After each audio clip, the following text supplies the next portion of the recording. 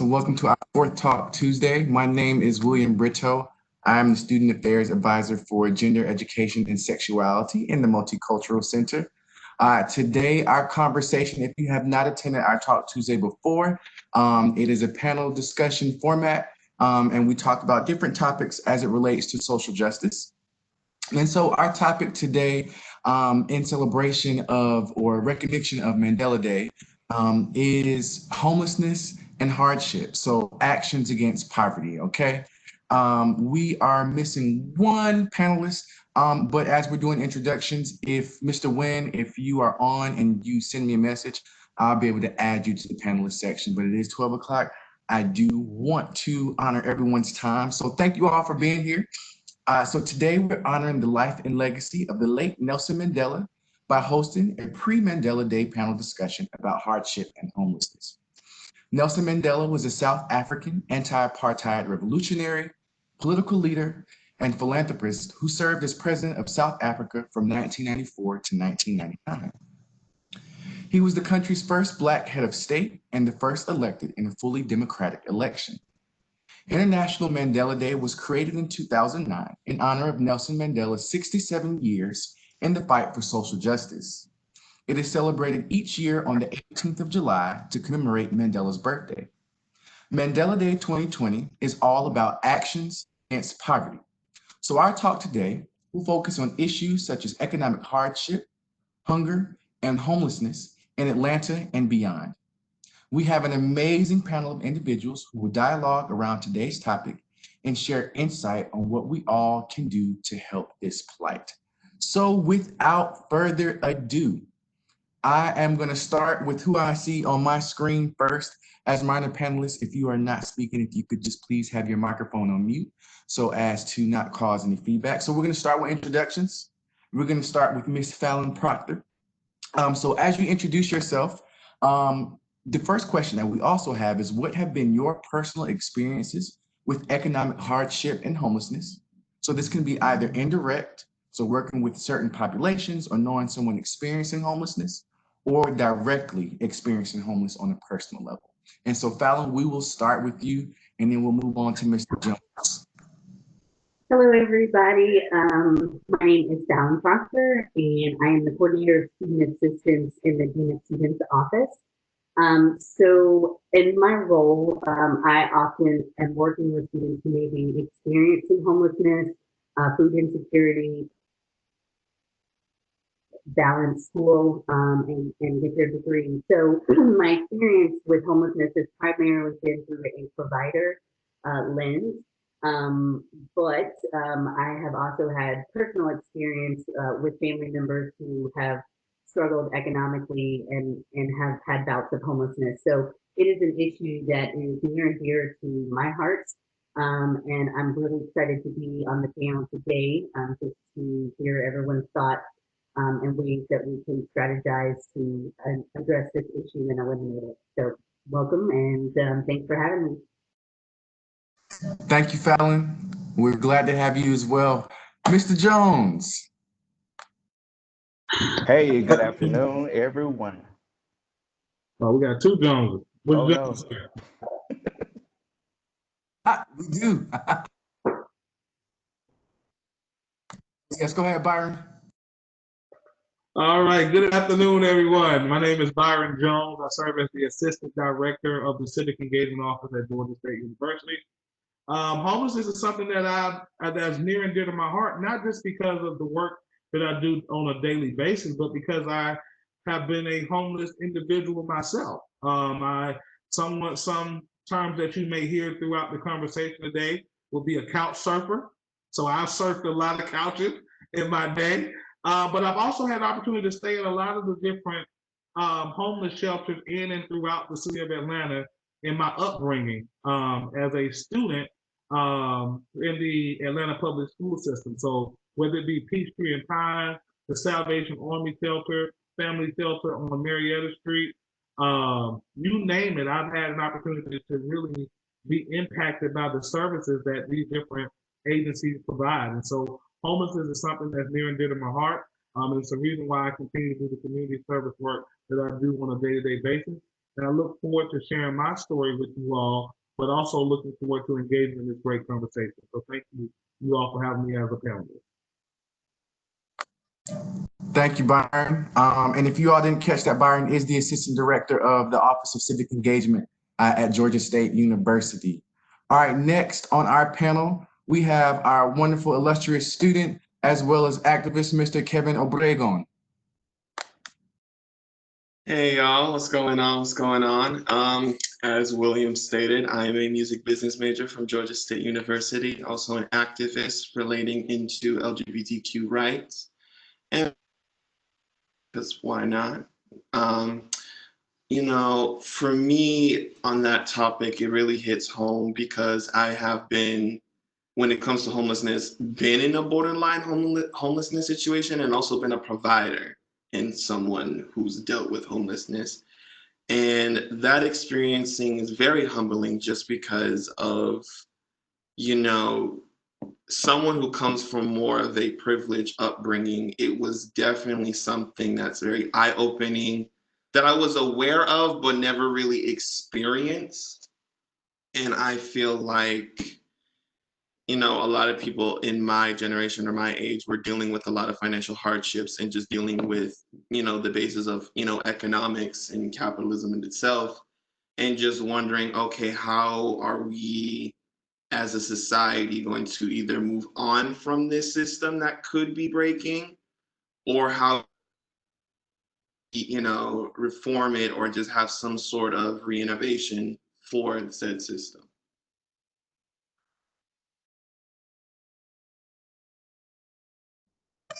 Thank you, Kevin. Thank you, thank you, thank you. All right. Our other panelists, last but definitely not least, Mr. Mark Xavier DeVille, who is an author and advocate. And so without further ado, take us away with your introduction and your answer, Mr. Jones. Hey everyone, good afternoon. I'm definitely excited to be a part of this panel. Um, when I heard about the topic, it was very near and dear to my heart because through my experiences, I've been able to be a listening ear or a source of support for many friends who have dealt with this particular subject. I also have found myself on the harder end of economic hardship. So I do realize how easy it is to find yourself into this situation. But as an author, I use these experiences that I gained from my friends and personally to produce art that creates a different narrative. I think a lot of times we perceive things a certain way, but once you have a more introspective view and personal experiences, sometimes it changes how you feel about those things. So, it influences how I write, and I'm just glad to be here. And I think this is a very important topic. So, I look forward to today's discussion.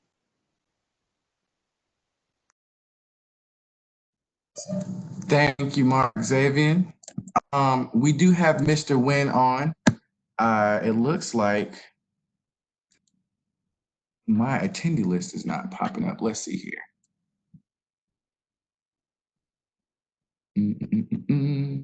Well, I'm going to go ahead and move to the second question. And then in the meantime, Mr. Wynn, I'm going to try to bring you on. I apologize about the technical difficulties that WebEx is giving us right now. And so we'll start back with you, Fallon. So, and then we'll go along. Or if anyone wants to chime in, if you feel the spirit and we want to not necessarily go in a, that's perfectly fine as well. With one of Georgia State University's campuses being in the heart of downtown Atlanta, one cannot simply turn a blind eye to ignore that homelessness is a real and rampant issue that impacts many communities. From your perspective, which identities or communities do you believe are the most impacted or vulnerable to being at risk? Yeah, so unfortunately, I think the list of communities is growing that is heavily impacted, and COVID has absolutely made this space even more of an issue. And so, being downtown, I think that we've become very desensitized sometimes, as homelessness seems to be kind of part of our landscape. But one thing that really sticks out to me on a regular basis is the mental health challenges I think a lot of individuals and working with students, sometimes the mental health can be so severe and acute that it impacts someone's ability to function, daily. And if they do have family, I have seen where oftentimes family members may just give up.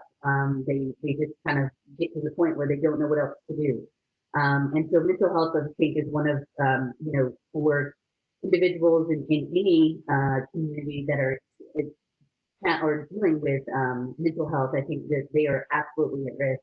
Also, I would say college students, to be honest with you. I think that tends to be kind of an oxymoron. Like, what do you mean that, a college student is homeless? But I think when you think about higher ed overall and that access to college has greatly increased over the years, then, that means more of the population, you're going to see more of that going on. And as a first generation college student, I certainly was in a position where I had to make sure I could sustain myself because I didn't have any financial support to fall back on. So I think college students are definitely in that. Obviously, I think race plays a significant factor.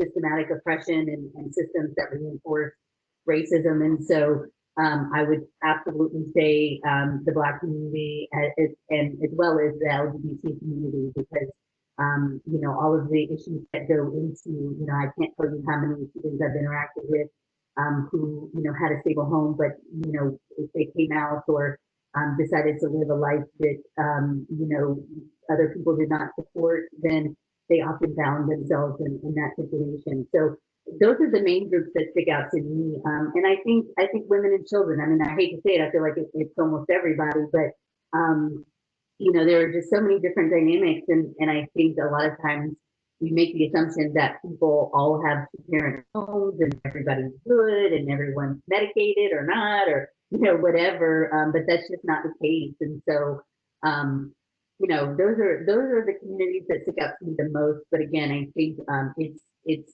growing, and I think it will continue to grow as we deal with the financial and health impacts of COVID-19. Thanks so much, Fallon. Byron.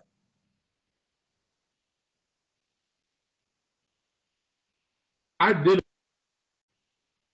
my colleague Fallon, and one of the things that I want to make sure that I add to that, and she spoke to it briefly, is that COVID-19, this pandemic that we are in now, has created a new population of new homelessness in terms of looking strategically at college students and the resources that are available for those students who are seeking housing. One would say in the past, my response would have been that the African American population would be the most impacted population in terms of those racial groups that experience homelessness. But now looking in terms of this pandemic, it's everyone. We're all 1, 2, 3 paychecks away from being in a space where we may not be able to afford our own rents, our own mortgages, or be able to help those in need and which we want to help. And so one of the things that when we look at our college students is understanding that the lack of resources that were already available to them, those resources have become even slimmer now. And so looking at the students that we serve on a day-to-day basis, they're the ones that are being impacted because now they're the ones that are seeking out all these different opportunities and resources that are needed for them to really be able to sustain themselves and to really be able to have suitable housing for them to remain and great academic standing as well. Thank you, Byron. Kevin. For me, a lot of the experiences that I've had and have, crossed paths with in communities have been with the the queer community specifically, a lot of the gender nonconforming community as well that I've been closely associated with. Students, of course, because consistently, even myself had to experience during COVID and before COVID, just instances of just just having what, Miss Proctor was saying was just having that mental, just that mental, mindset of just being like, what else is there to do? What else can I do? How am I going to get myself out of this? Stressing yourself out, family trying to figure out, especially me, moving out of state. It's a very, scary situation. It's like, if I don't have housing, and especially in COVID, how am I going to get back home when, finances and all, God willing, I probably will find a way to get back home because I'm determined.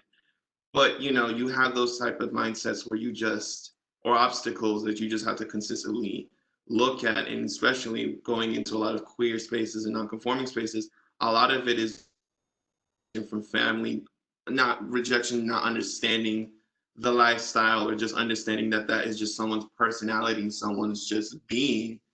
There's a lot of nuances and factors that I've been noticing that is just add-ons that make a lot of people stressed out. And I feel like if there is a way to help one another in a community sense, in a communal sense, and just investments in, like, of certain offices or certain resources, just to make sure that it takes a village to support one person. And that mindset, I've realized, really goes a long way, especially in my personal experience.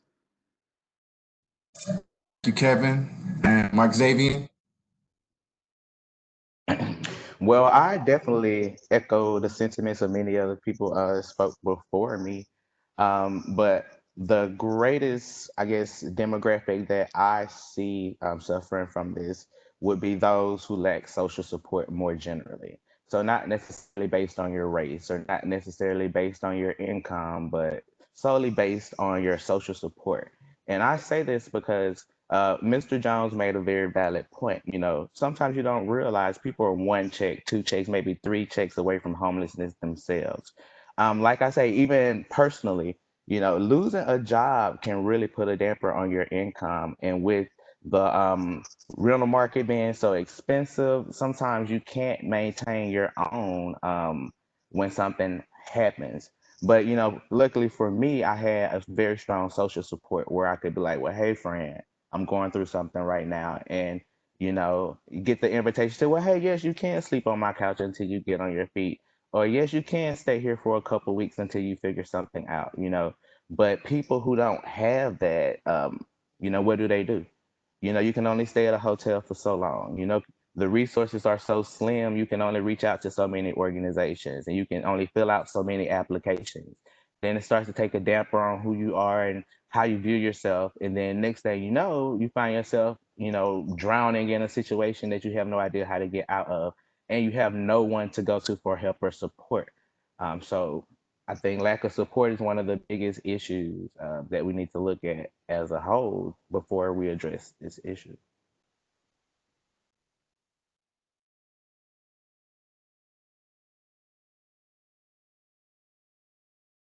Yeah. Sorry. For those of you who are participants, thank you, Mark Xavier. For those of you who are watching and listening, you are able to chat with us. If you have questions, comments, anything around this topic, personal experiences that you would like to share, or questions that you would like to ask our panelists, please feel free to put that in the chat box. I will be able to see it, or any of our panelists will be able to see it, and we'll be able to answer and talk about some of those issues as we go along, okay? So feel free to converse, feel free to engage with us. All right, so our third question, panelists, is the media often perpetuates one narrative of what poverty is or what homelessness looks like. What are some common myths and misconceptions about economic hardship and poverty? And we can start with Fallon, or anybody can answer that. It doesn't matter who would like to answer. We'll start with Fallon. Okay, so I think one of the misconceptions is, again, that someone visibly looks homeless. And I know that my lens is very student oriented because that's the space that I'm in pretty much every day. But in my experience working with community agencies, and even faculty members, that's what I've seen. They're like, this person is dressed fine. I don't buy that they don't have a place to live, but we have no idea, what their circumstances were prior. So I think just the visibility is one of the biggest issues that people can be struggling hardcore and you would never know. They may be living in their car, couch surfing. And I think that there's this idea that people can just, you know, you mentioned loss of a job. You lose a job and it takes a long time to recover from that, even if you just miss a month. So, um, and I do think that, gender and race and all of those things kind of intersect. But to me, I think the visibility is the biggest issue, and not looking at it as, someone has to be, pushing a cart down the street, full of cans, that it can be more subtle than that. Or even if you're facing eviction or facing, you may not be on the street, but you are not stably housed. And so I think that we need to break down some of those stereotypes. And again, I think COVID gives us an opportunity to do that. And I'll talk more later about an emergency assistance program that we've implemented at Georgia State, and how those things can help to mitigate some of those concerns before somebody gets to the point where they're really desperate. Gotcha. And I want to quickly jump to Kevin before I get to you, Byron, because you talked a little bit about the student perspective, Fallon. And Kevin, us being a part of the Multicultural Center and witnessing you all expose so many different perspectives to me that I was unaware of.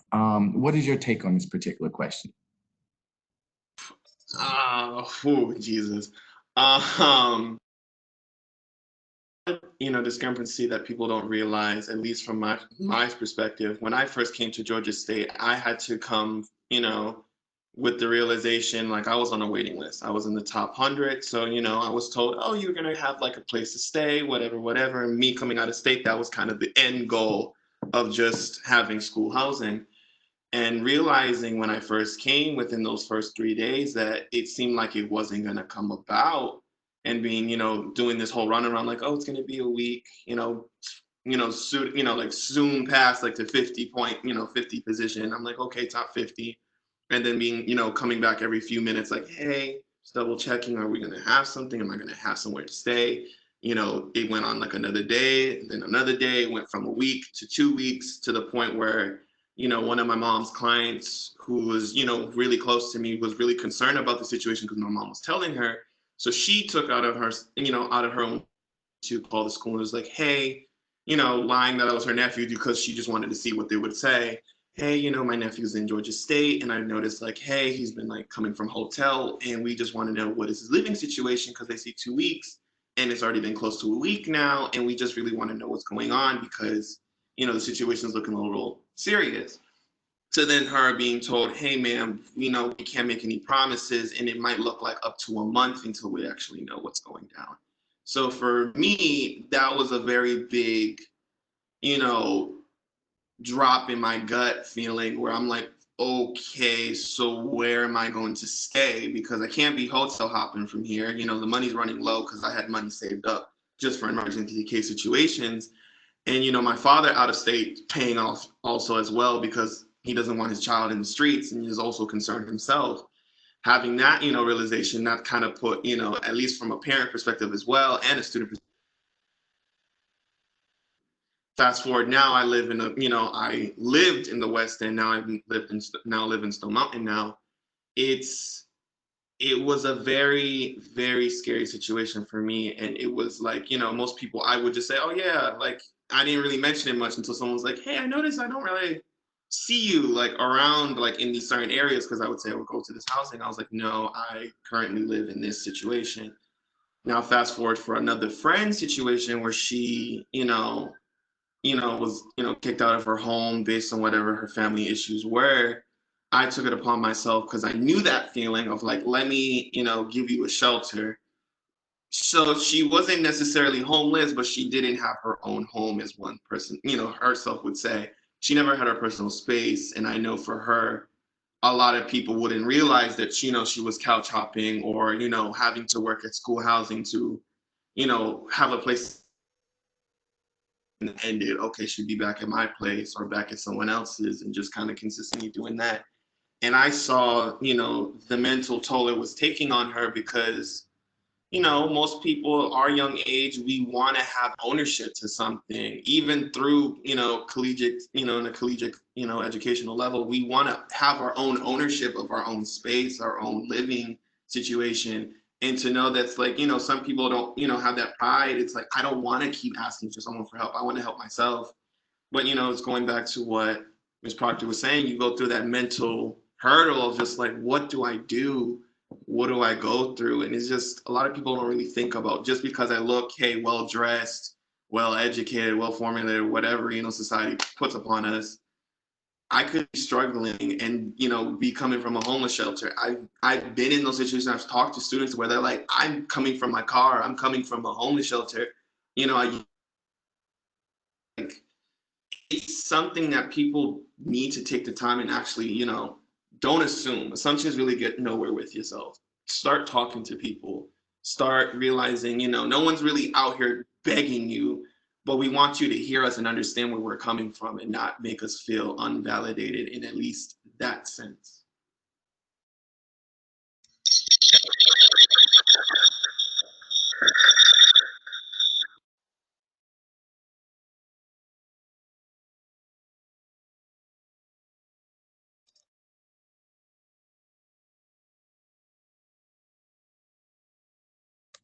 We have Mr. Wynn on the line. For some reason, he was one of our panelists as well, and WebEx is not allowing me to add him as a panelist. However, he's still on the line, and I want him to be able to introduce himself as well as answer this question. So, Mr. Wynn, if you can hear us, the question that we're asking now is, what are the common myths and misconceptions about economic hardship and poverty?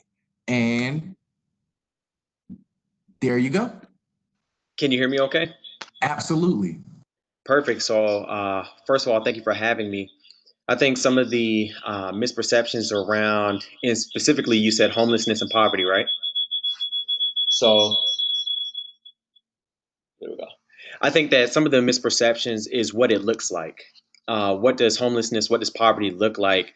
Currently, I know I missed the introductions, but serving on the Homelessness Council for Cobb County and then also working with the city of Atlanta, I think there's a misconception as to what homelessness looks like and who can actually experience homelessness.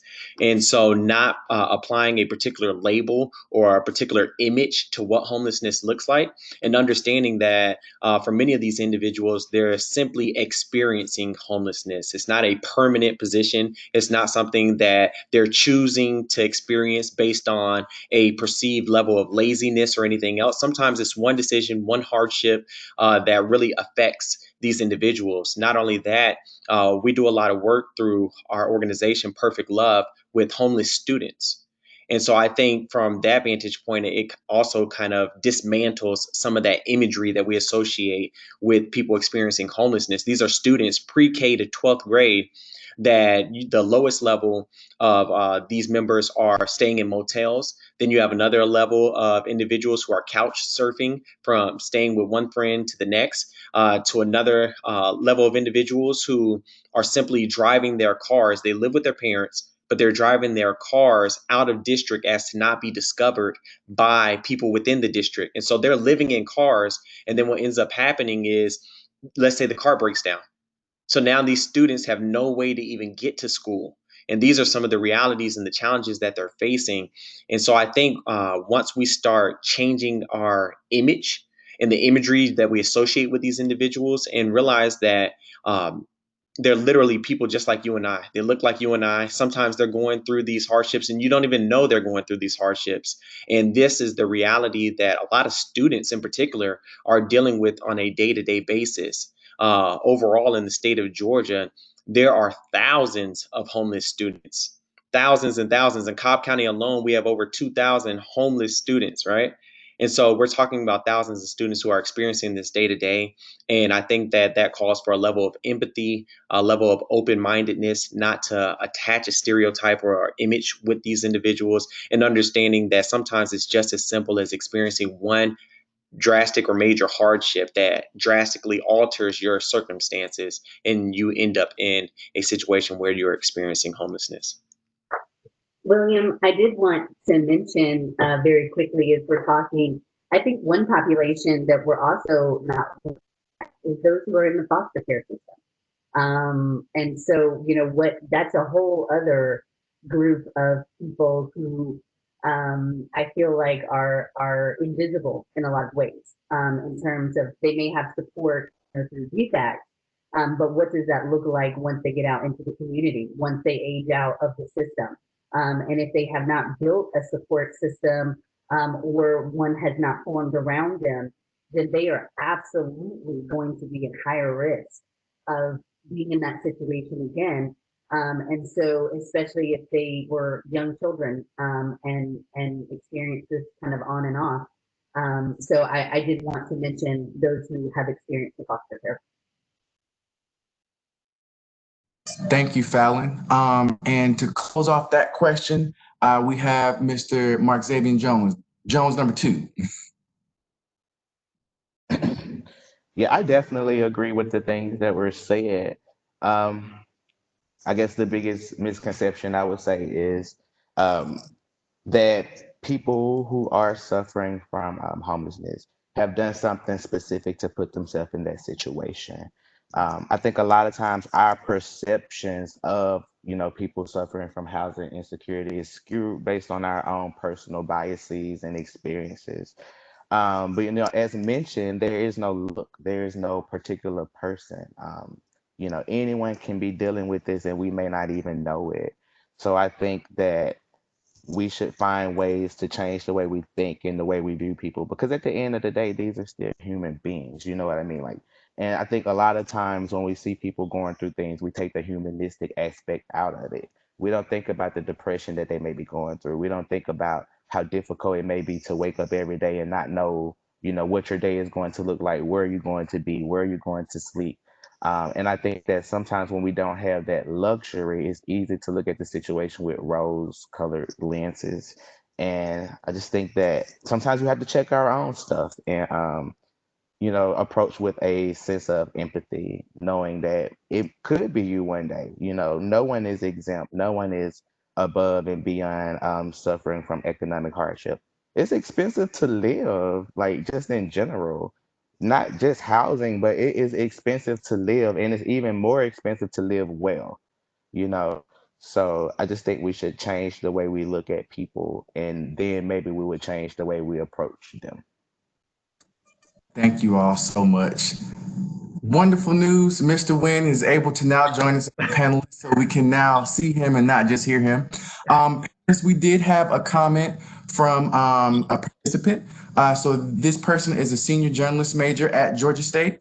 So what about the strict rules in the homeless centers? Some only take people with kids, et cetera, and the options are slim. And I actually want to start with you, Mr. Wynn, just to give you some time to join us in the conversation and be able to contribute as well. Do you have anything to speak to this comment that this particular student is talking about, especially with your work in Cobb County?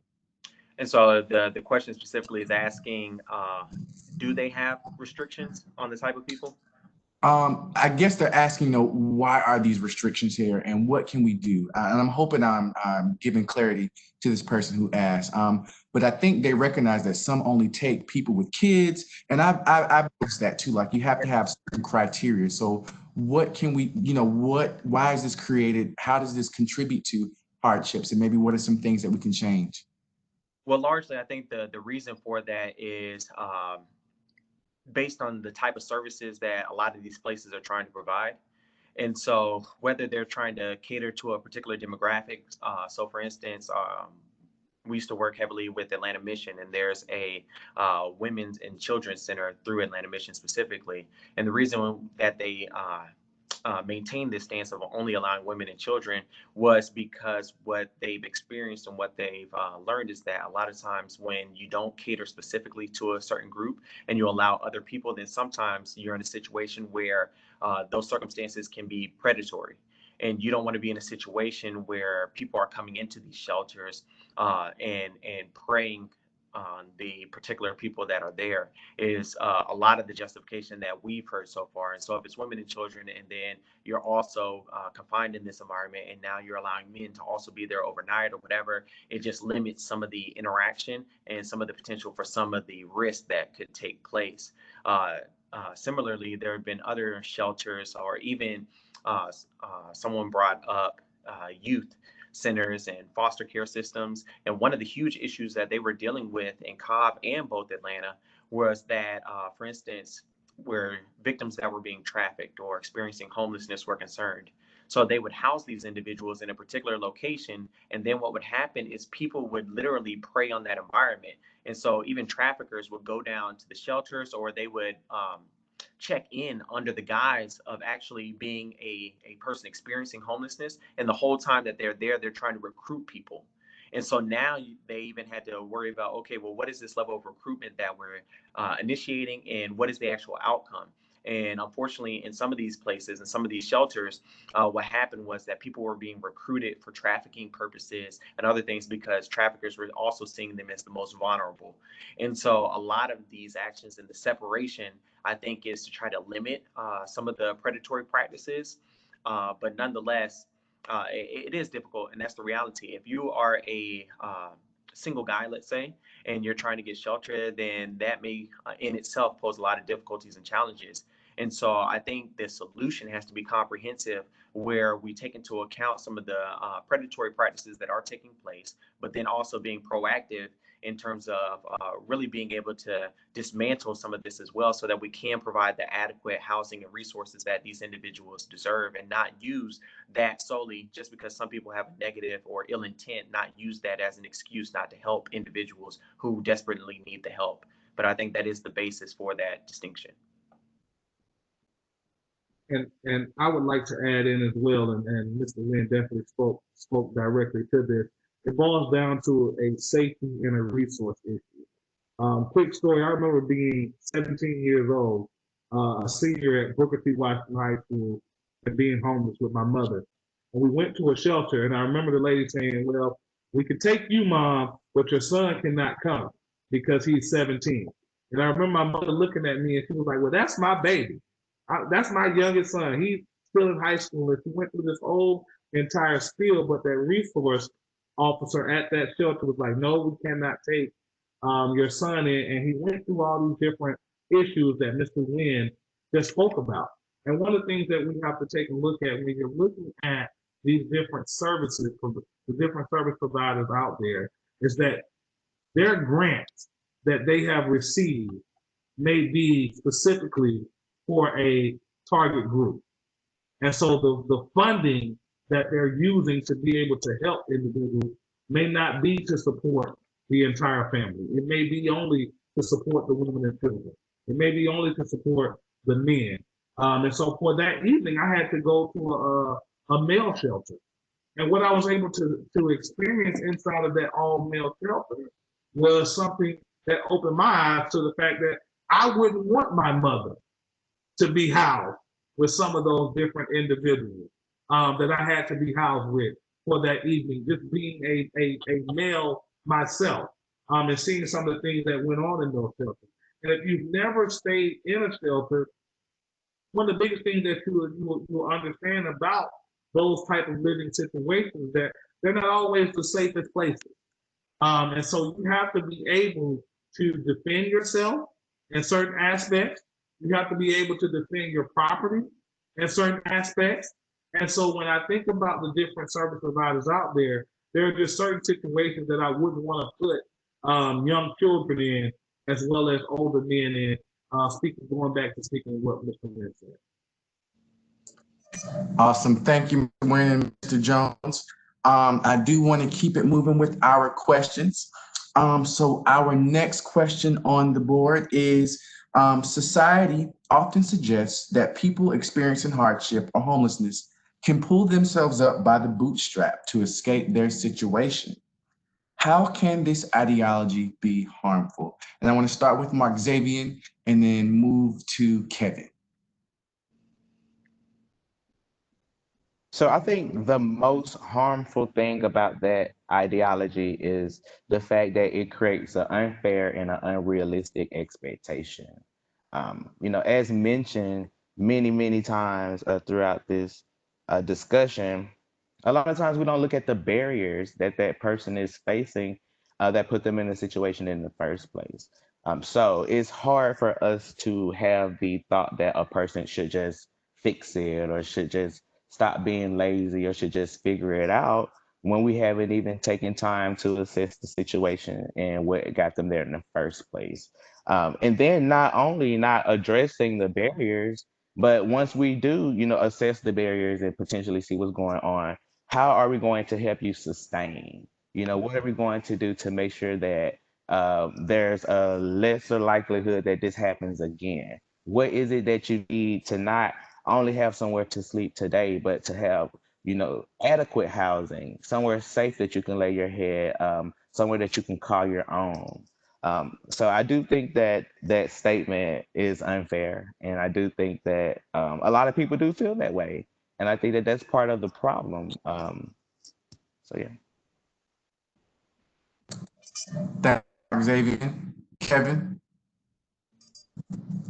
Adding on to what Mark Xavier said, agreed. It is a harmful ideology because, going back to what Mark Xavier said before, like prior back, you don't know some of the hardships some people might face or the privileges that you might have compared to another individual. So yeah, we could say, hey, pull yourself up from the bootstraps. I had that experience where that was said to me in my face. And luckily I did that, but I also have to count to the factors of I had a lot of privileges and I went out of my way to make sure I had certain resources or just had that luck factor. And, however that worked. I met some individuals where I've crossed paths trying to help them, but it's like they had some mental hurdles to go over. They had some traumatic experiences. They had this gloom to them, not that, either by choice or by just life itself. Like it's just really hard to have that mindset when, let's say, you don't have this you or anybody else has, and that factor. Maybe I don't have the accessibility to reach, a male shelter, or I'm not old, young enough to be in this type of, there's so many things and factors that add on that people don't realize that bootstrap mentality really just realistically will not work. And this goes back to the same reiterate statement that I say, in order to help that person, and it goes back to what Ms. Proctor was saying with like foster care, you need either you build your own support system or it finds you and they actually go out of their way like a village to support you. Because if you don't have that around you, you feel hopeless. And it is hopeless in a sense, in reality, because it's like if I don't have someone or something that is going out of their way to help me, just seeing me as, I mean, I know you, I don't know your past, I don't know what you're going through, and you're probably still going through it while I help you. It's something people also should put into account. Thank you, Kevin. Fallon, would you like to contribute to that particular question? Yes. I lost my train of thought here. Tell me the question one more time. I'm sorry. Just went blank.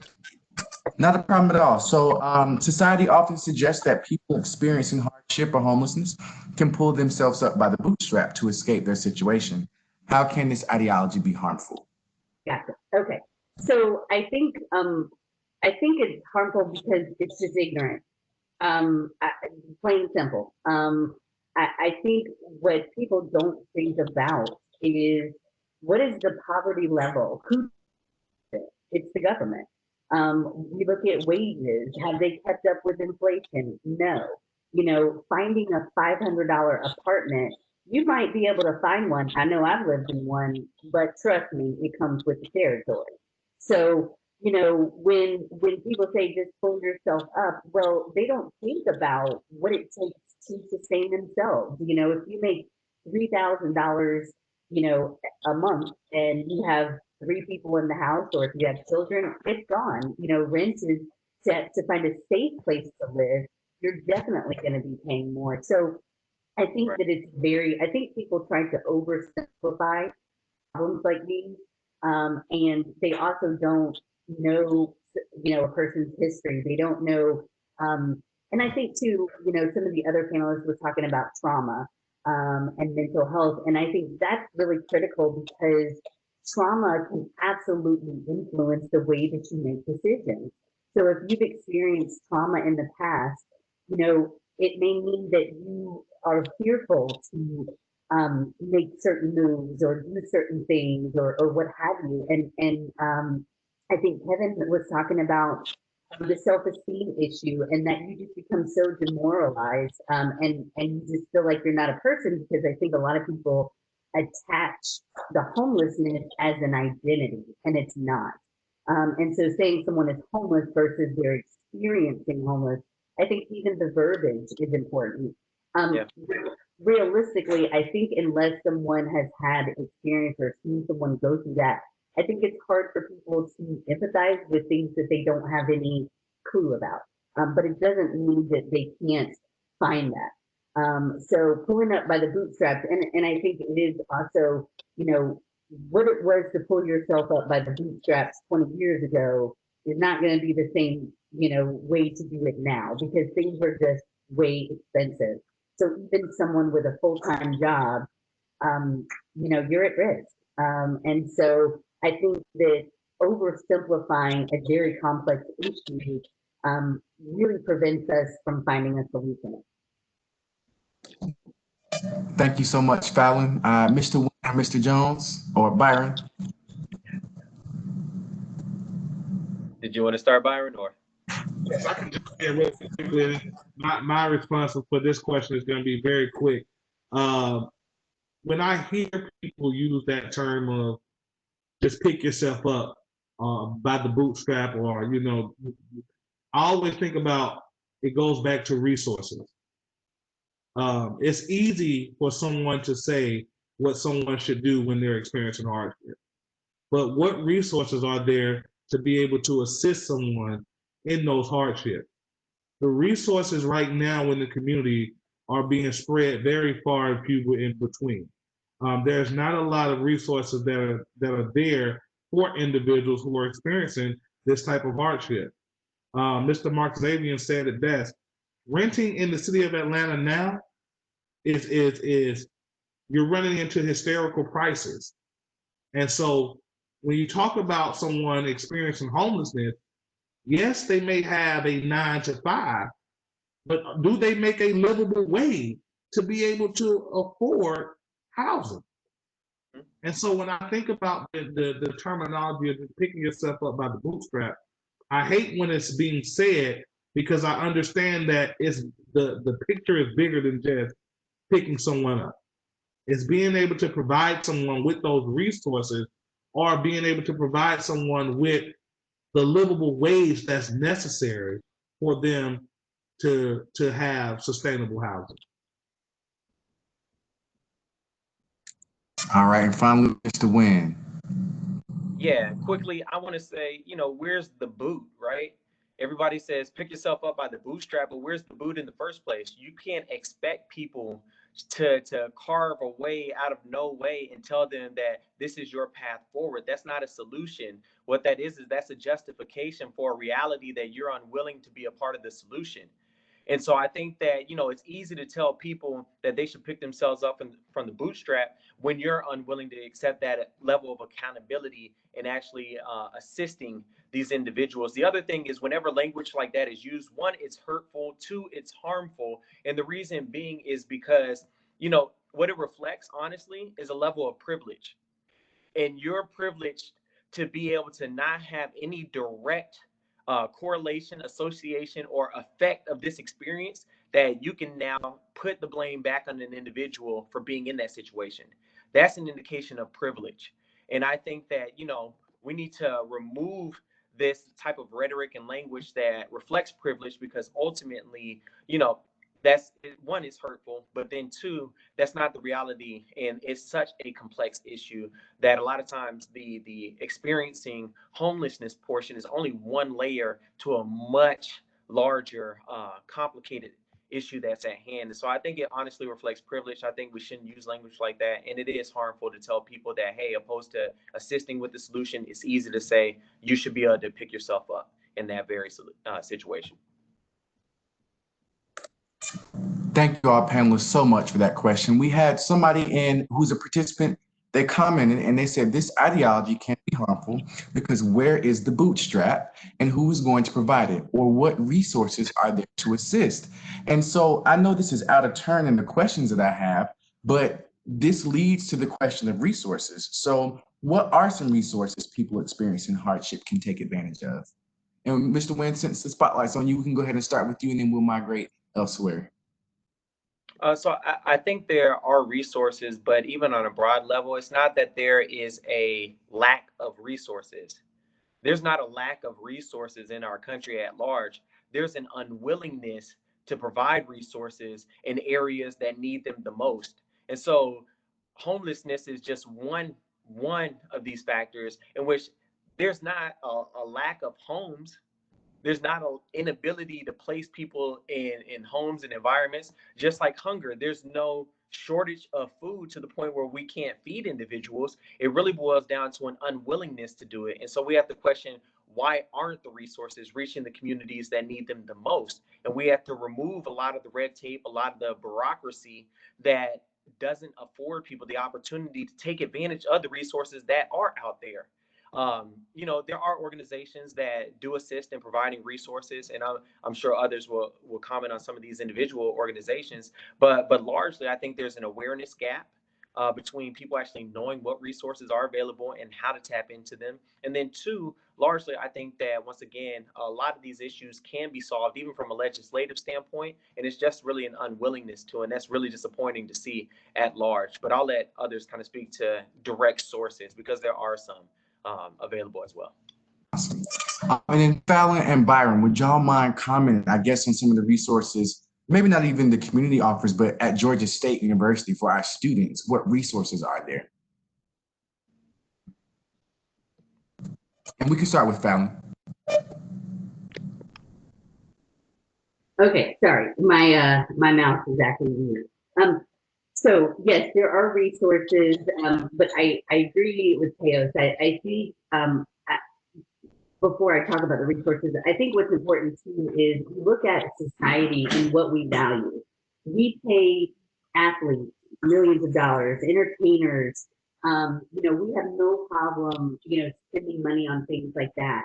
But investing in our teachers, investing in social workers, those, because that's hard work and you do burn out, and it is complex. And so I think that until our society is willing to invest in people as a whole, we're going to continue to fight this issue, because you're right, we don't have a lack of resources, but it's how we use them.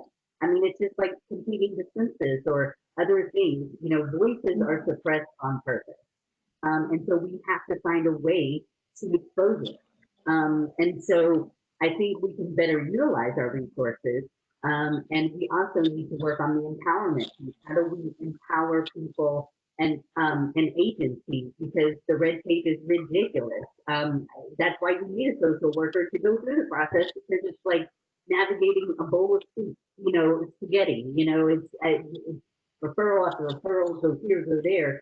So it becomes, you lose people in that process, and I feel like that's almost intentional, because it's like made so difficult that people they're just like, forget it. But in terms of resources, at least for college students, I can say that there is an emergency assistance fund that any student can apply for. It is available on the Dean of Students website. And I can tell you that we are probably at about 5,000 students who have applied for emergency assistance since the COVID. And so awards are based on eligibility, and sources of funding are different, so it's not a guarantee. But I can say that I've seen it make a huge difference in keeping students off of the street and being able to stay in their homes while we're going through this pandemic.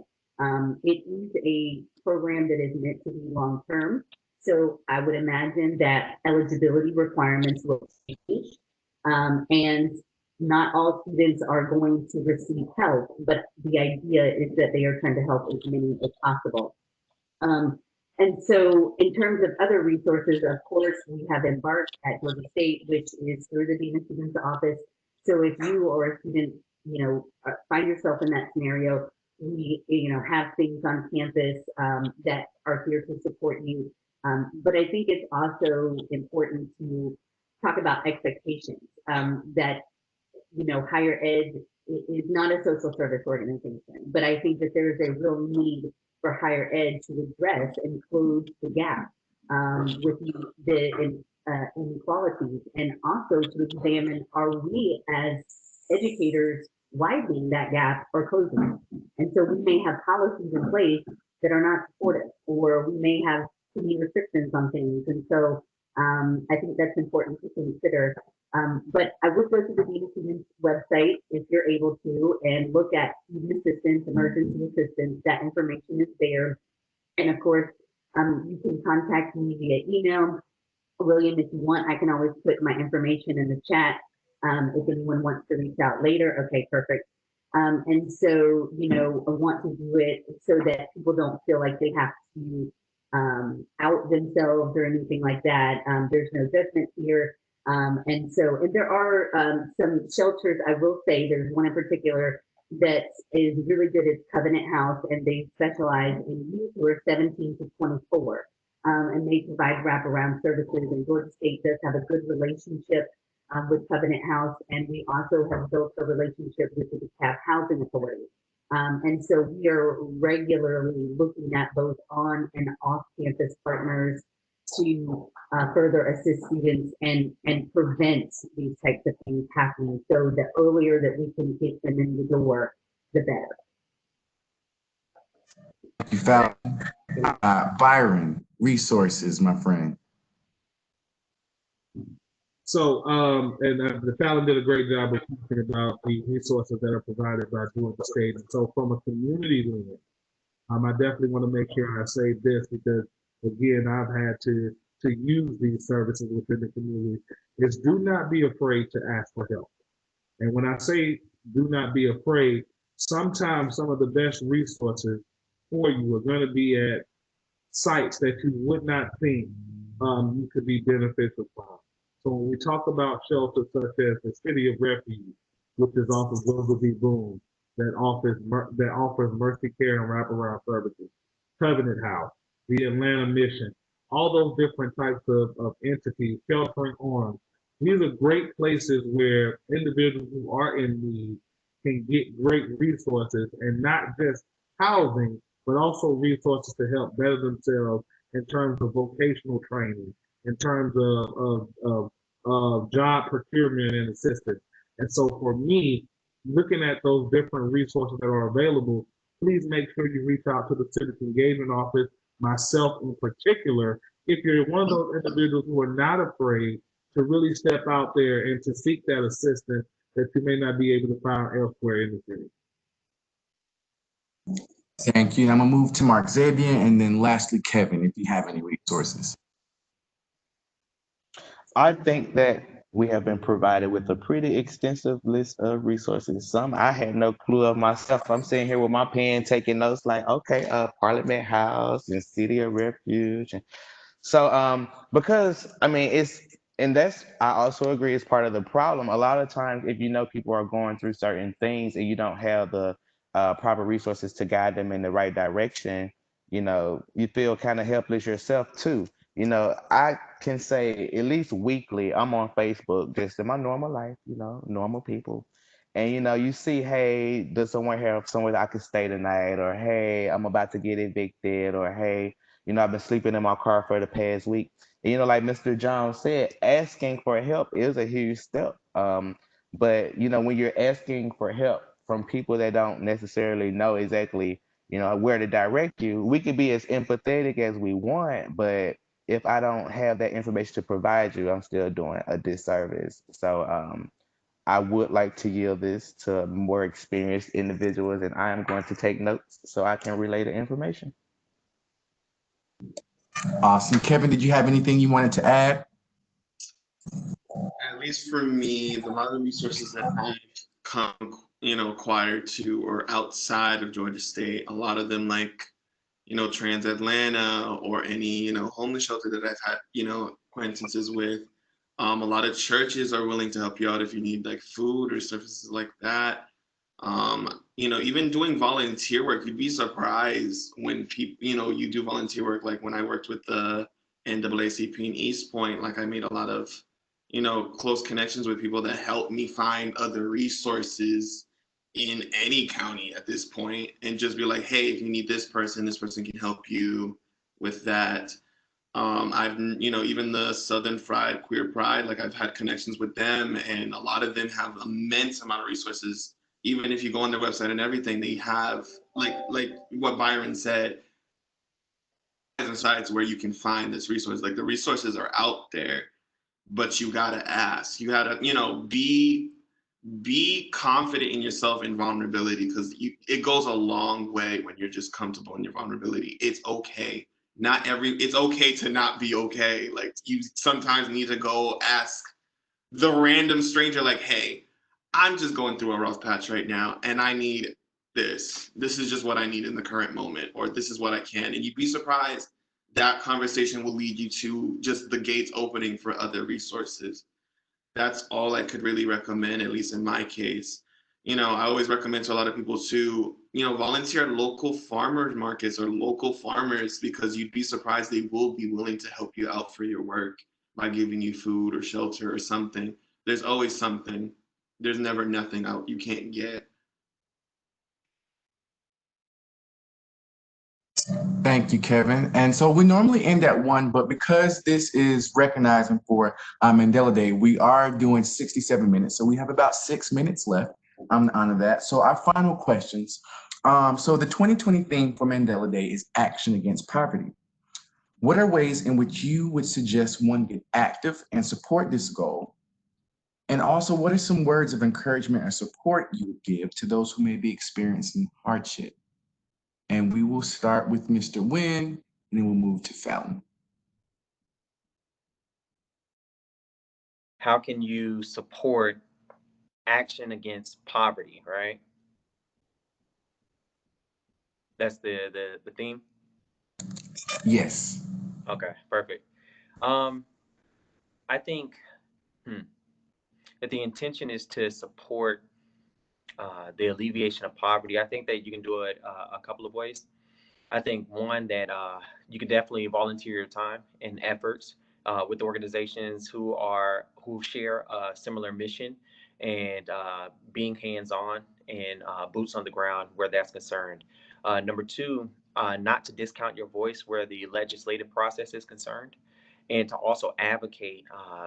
First, you have to educate yourself and know what laws are coming down, what laws currently exist on the books that may be also serving as a hindrance for people not receiving the resources that they need. And so, just as important as it is to be on the ground, there's also some legislative work that we can advocate for, educating ourselves on the actual laws, as well as calling our representatives. You'd be surprised. Most people don't realize that you have a direct pipeline to your representatives on both the city and the state level. And if something's happening or you feel as though more attention should be given to the issue of poverty, then you can literally call them up directly and ask what are they doing to alleviate the poverty in their district or in your district. And so I would recommend that you do that. Typically, if a legislator gets about 10 calls, then the world is on fire. And so it doesn't take much, but you do have to take that step. And also, look to make that happen. The other thing that you can do where poverty is concerned, in that same vein, is making sure you vote for people who reflect the views and the interests in society at large that you feel should be represented. The next thing you can do is participate in the census to make sure the communities that need it the most are receiving the adequate amount of funding that they should have. And the census, the way it works is if only 10 people in a community fill out that census, then only the community is being provided resources for those 10 people on the federal level. So you need everybody. If a community has 100 members and only 10 do it, then guess what? They're providing for those 10 people. So we need as many people as possible in communities that may be experiencing poverty or homelessness. We need people to fill out the census, make sure that federal dollars are hitting those communities that need it the most. But ultimately, I think that I would leave people with the thought that poverty, just like many of these other issues, is not insolvable. Poverty can be alleviated, and it does take all of us coming together and formulating solutions. But don't feel as though your voice does not hold weight. And I encourage everyone to use their voice and exercise whatever mediums and avenues you have in your sphere of influence to really bring about that change. Thank you, Fallon. Yeah, so I totally agree with Mr. Wynn. I think he's got some great suggestions. I think the legislative piece is really, really, really critical. And perhaps we have an opportunity coming up to address some of that. And I would also look at being part of some organizations, maybe local, state, or even national, because you can learn a lot about where there are efforts in terms of driving policy and changing laws that may not be reflective for that population. I think also just being an empathetic person, checking your biases when you see somebody on the street or judgment, because again, you never know when you may find yourself in the same predicament or something similar. And so bringing awareness to your peers, finding ways to get engaged, even if it's things like this, of just having conversations. Sometimes, the way that we think about a particular topic, once we're introduced with other perspectives, it may change how we feel. So being able to engage in dialogue that is productive, and I think that's really important. In terms of words, I would say you're not alone. I know that it feels that way, but there are people who care. And although, other people may not be able to resolve all of your issues, it doesn't mean that they don't care. And I think, again, the more that we can connect with each other and break down those barriers, I think we will find ourselves uh, with solutions that are workable and sustainable. And so don't hesitate to ask for help.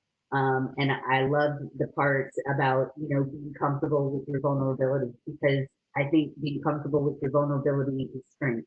And so it makes you more resilient. So just know that there are people out there that care, um, and that we're here to support you.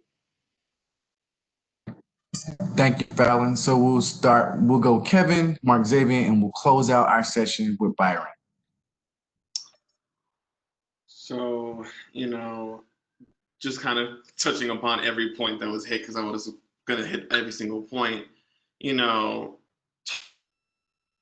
outside community, talk to whoever and just give respect, and just like, Fallon was saying, you really don't know.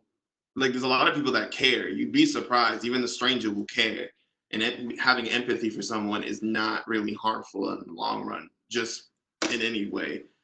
I also agree with like what Tal was saying, like you need to get involved with your politics, be aware of the politics that are going around you. You'd be surprised, especially with me in my early youth, where I was like, oh my God, I hate politics. But being aware of what's going on is definitely a good thing to know. One, two, definitely getting involved in the smaller senses, because when you get involved with the smaller senses, it starts building up to the bigger picture, to what people want to see for their ideal political sense or whatever the case may be. And I also say, kind of on some tribal type of thing, like you need to build this up. Like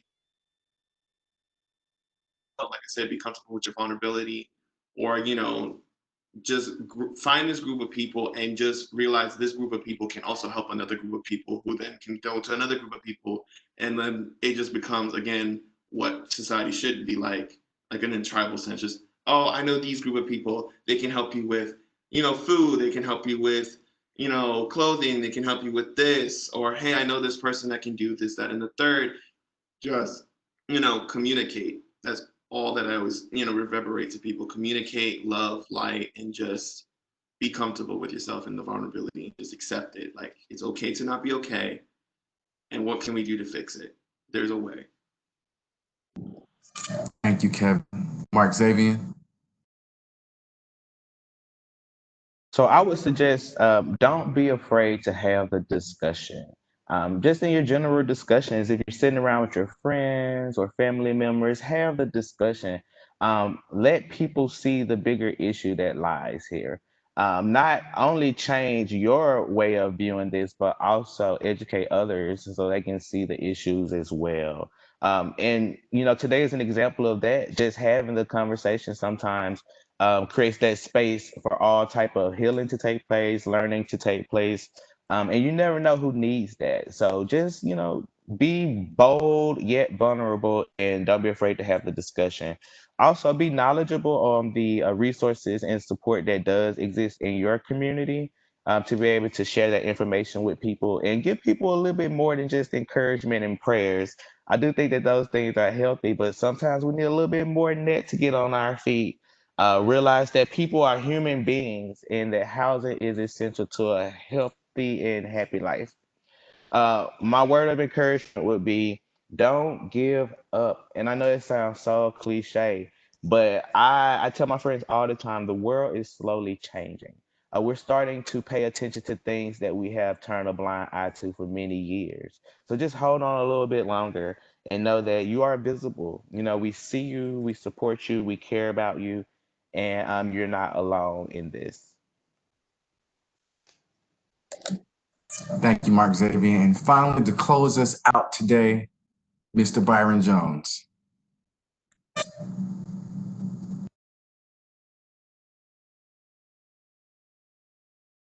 And I say, and again, I repeat that, do not suffer in silence.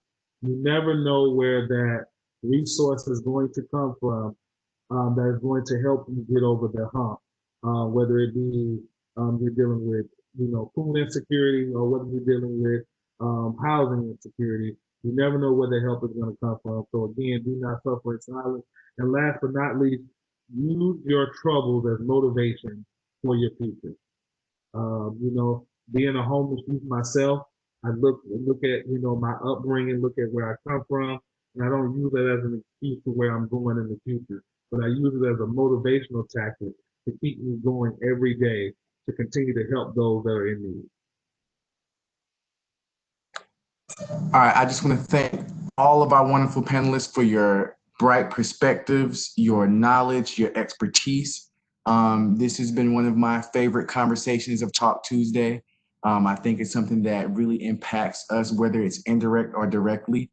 I can't tell you enough how much I thank you. This conversation has been wonderful. And to our participants, thank you all so much for joining us.